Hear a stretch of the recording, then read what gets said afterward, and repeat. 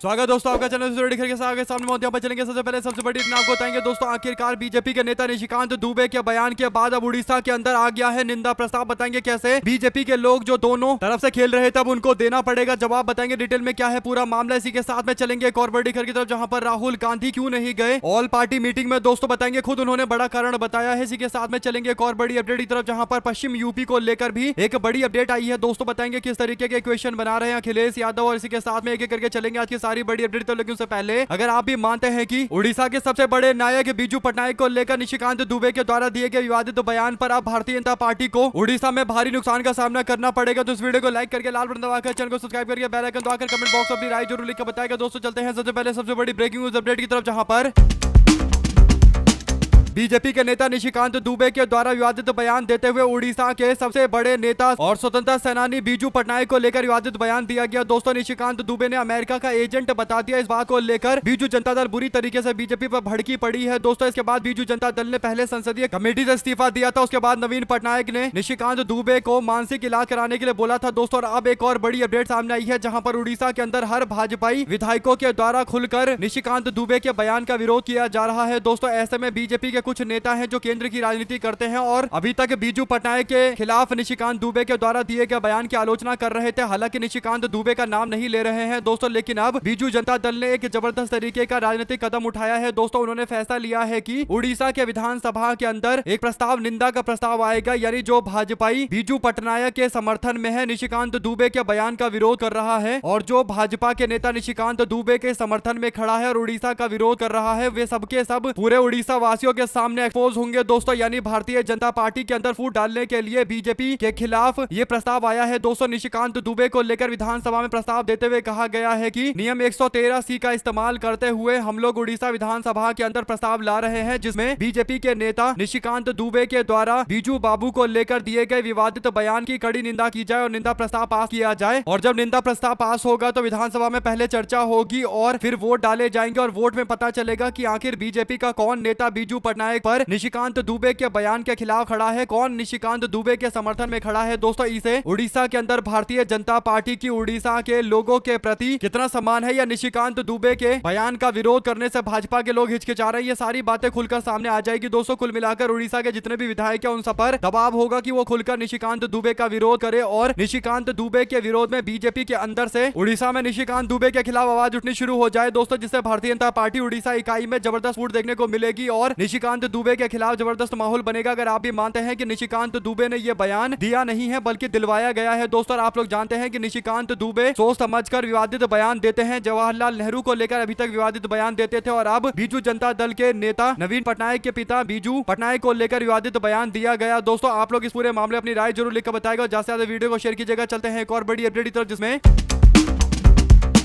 BJP सरकार द्वारा बुलाए गए सर्वदलीय बैठक में राहुल गांधी क्यों नहीं गए दोस्तों। केरल में राहुल गांधी ने इस बात का जवाब दिया। राहुल गांधी ने एक बहुत अच्छी बात कही। उन्होंने कहा कि उन्हें पहले से ही पता था कि नरेंद्र मोदी कुछ नहीं कर पाएंगे। नरेंद्र मोदी की जो विदेश नीति है वो उनकी पर्सनल नीति है, यानी खुद की नीति है। नरेंद्र मोदी अपनी नीति के हिसाब से चलते हैं, जनता के हिसाब से नहीं चलते। विदेश नीति पर नरेंद्र मोदी को कुछ बोल भी दिया जाए तो उससे कुछ फर्क नहीं पड़ेगा, क्योंकि नरेंद्र मोदी विदेश नीति अपनी पर्सनल नीति के तौर पर चलाते हैं और ट्रंप के पूरी तरीके से दबाव में है, तो उनके नीति में कोई बदलाव तो होना नहीं था, और इसीलिए राहुल गांधी सर्वदलीय बैठकों में नहीं गए दोस्तों। अगर आप भी मानते हैं कि राहुल गांधी ने एकदम सही फैसला लिया, कांग्रेस पार्टी के नेता राहुल गांधी वैसे भी सोनिया गांधी जी की सेवा कर रहे थे दोस्तों, क्योंकि अचानक से सोनिया गांधी की तबीयत बिगड़ गई थी। ऐसे में राहुल गांधी जी जो बोलते हैं कि भारतीय जनता पार्टी नरेंद्र मोदी पूरी तरीके से कॉम्प्रोमाइज हो चुके हैं, यानी ट्रंप के साथ समझौता कर चुके हैं और ट्रंप के हिसाब से चलते हैं, इसीलिए नरेंद्र मोदी की विदेश नीति में कोई बदलाव नहीं देखने को मिलेगा। बात एकदम सही है दोस्तों, सर्वदलीय बैठक हो या फिर नहीं बैठक हो, नीति वही रहती है। आप लोग अपनी राय जरूर लिखकर बताएंगे इस पूरे मामले पर। साथ साथ चलते हैं एक और बड़ी खबर की तरफ, जहां पर वेस्ट उत्तर प्रदेश के अंदर अखिलेश यादव का सियासी महाविस्फोट देखने को मिला दोस्तों। घबराई भारतीय जनता पार्टी और एक नए इक्वेशन के साथ अखिलेश यादव मैदान में कूद रहे हैं दोस्तों। पश्चिम उत्तर प्रदेश की राजनीति में एक बार फिर से हलचलें तेज है दोस्तों। अपडेट ये है कि गौतम बुद्ध नगर के दादरी में समाजवादी पार्टी के द्वारा आयोजित भाईचारा भागीदारी रैली 2027 विधानसभा चुनाव से पहले सियासी सरगर्मियां तेज है दोस्तों। ये रैली कई मायनों में बेहद खास तरीके से देखी जा रही है, क्योंकि पिछले एक दशक के अंदर पहली बार समाजवादी पार्टी अपने पारंपरिक गढ़ से बाहर निकल निकलकर बीजेपी के मजबूत माने जाने वाले इलाकों के अंदर अपनी ताकत का विस्तार कर रही है। दोस्तों रैली के माध्यम से समाजवादी पार्टी के नेता अखिलेश यादव ने स्पष्ट संकेत दिए हैं कि पश्चिमी उत्तर प्रदेश के अंदर खोई हुई अपनी जमीन को वापस लेंगे और आक्रामक रणनीति पर काम कर रहे हैं। दोस्तों इन सब के बीच में सबसे विशेष बात यह है कि राजनीतिक कदम ऐसे वक्त में उठाया जा रहा है जब जयंत चौधरी का झुकाव बीजेपी की तरफ माना जा रहा है। जाट वोट बीजेपी के साथ जयंत चौधरी के नाम पर खड़ा हो सकता है, लेकिन पिछली बार 24 के चुनाव में इसका कुछ खास असर पड़ा नहीं था दोस्तों। लेकिन अखिलेश यादव एक नए समीकरण के साथ में यानी गुर्जर और मुस्लिम समाज के एकजुटता के समीकरण के साथ में मैदान में कूद रहे हैं। देखते हैं इससे चुनाव में कितना तगड़ा असर पड़ेगा दोस्तों। लेकिन बहुत बड़ी तादाद है गुर्जर समाज के लोगों की पश्चिमी उत्तर प्रदेश में और मुस्लिम समाज के साथ मिलकर इक्वेशन काफी ज्यादा बड़े तरीके के राजनीतिक चमत्कार कर सकता है दोस्तों। जो भी अपडेट इससे जुड़ी आती रहेगी आप लगातार जानकारी पहुंचाते रहेंगे। साथ साथ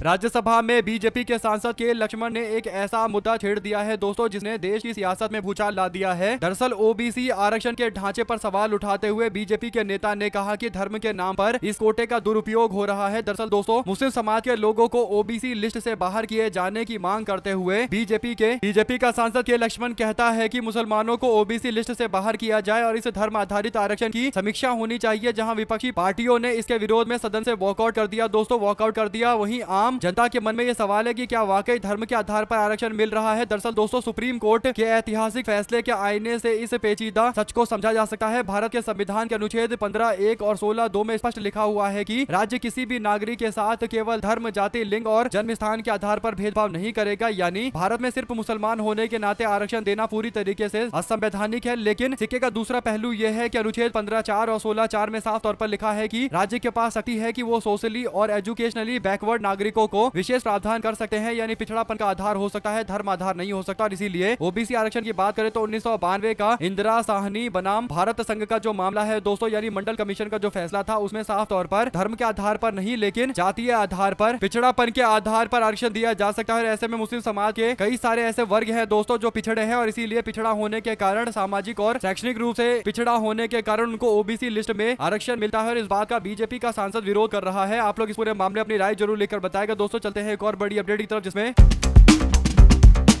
फर्जी मतदाता पंजीकरण के टीएमसी के दावे पर निर्वाचन अधिकारी ने कहा कि आरोप की करेंगे जांच। तृणमूल कांग्रेस के नेता अभिषेक बनर्जी ने आरोप लगाया बीजेपी के उच्चतम न्यायालय के निर्देशों का स्पष्ट उल्लंघन करते हुए कुछ ही घंटे में राज्य के मुख्य निर्वाचन अधिकारी के कार्यालय में लगभग 30,000 फॉर्म 6 जमा किए गए हैं दोस्तों, जिसे लेकर चिंताएं जताई गई है। आपको बता दें कि पश्चिम बंगाल के मुख्य निर्वाचन अधिकारी यानी सीओ मनोज कुमार अग्रवाल ने मंगलवार को अपने कार्यालय के सीसीटीवी फुटेज पर गौर करने का वादा किया दोस्तों। उन्होंने वादा तृणमूल कांग्रेस के उस आरोप के बाद किया जिसमें कहा गया कि बीजेपी नेता का एक प्रतिनिधिमंडल राज्य के निवासियों को यहां पर दूसरे राज्य के निवासियों को यहां पर मतदाता के रूप में पंजीकृत करने के लिए फॉर्म 6 भर भरकर बोरी में भर भरकर लेकर आ रहे हैं। फॉर्म 6 पहली बार मतदान करने वाले मतदाताओं को मतदाता सूची में शामिल करने या किसी मतदाता को एक निर्वाचन क्षेत्र से दूसरे निर्वाचन क्षेत्र में स्थानांतरित करने से जुड़ा हुआ पूरा मामला है। तृणमूल कांग्रेस के नेता अभिषेक बनर्जी ने आरोप लगाया कि बीजेपी ने उच्चतम न्यायालय के निर्देशों का स्पष्ट रूप से उल्लंघन करते हुए कुछ ही घंटे में राज्य के निर्वाचन अधिकारियों के कार्यालय में लगभग 30,000 फॉर्म 6 जमा करवाए। यानी भाजपा के लोग ताबड़तोड़ फॉर्म 6 जमा करवा रहे हैं, नए वोटर रजिस्टर करवा रहे हैं और ये ज्यादातर दूसरे राज्यों के लोगों को यहाँ ला लाकर पश्चिम बंगाल में रजिस्टर करवाया जा रहा है ताकि मतदान को प्रभावित किया जा सके दोस्तों। साथ ही साथ राहुल गांधी ने एक बार फिर से शबरीमाला वाले मामले को लेकर नरेंद्र मोदी की चुप्पी पर सवाल खड़ा कर दिया। राहुल गांधी बोले, कहा बीजेपी और एलडीएफ एक साथ मिलकर काम कर रहे हैं। अडूर में कांग्रेस पार्टी की एक चुनावी सभा को संबोधित करते हुए राहुल गांधी ने दावा किया कि 9 अप्रैल के लिए निर्धारित विधानसभा चुनाव में उनकी पार्टी को मार्क्सवादी कम्युनिस्ट पार्टी यानी माकपा और बीजेपी के गठजोड़ से मुकाबला करना पड़ रहा है। कांग्रेस पार्टी के वरिष्ठ नेता राहुल गांधी ने प्रधानमंत्री नरेंद्र मोदी पर तीखा हमला बोलते हुए सोमवार को आरोप लगाया कि वो केरल के दौरे के दौरान शबरीमाला मुद्दे पर चुप रहे, जो साफ संकेत है कि भारतीय जनता पार्टी और वाम लोकतांत्रिक मोर्चा यानी एलडीएफ साथ मिलकर काम कर रहे हैं। अडूर में कांग्रेस पार्टी की एक सभा को संबोधित करते हुए राहुल गांधी ने मिली भगत के आरोप इन दोनों पार्टियों के ऊपर लगाया। आप लोग की और क्या राय है दोस्तों लिखकर जरूर बताएगा। बहुत बहुत धन्यवाद सभी दोस्तों का। जय हिंद, जय भारत।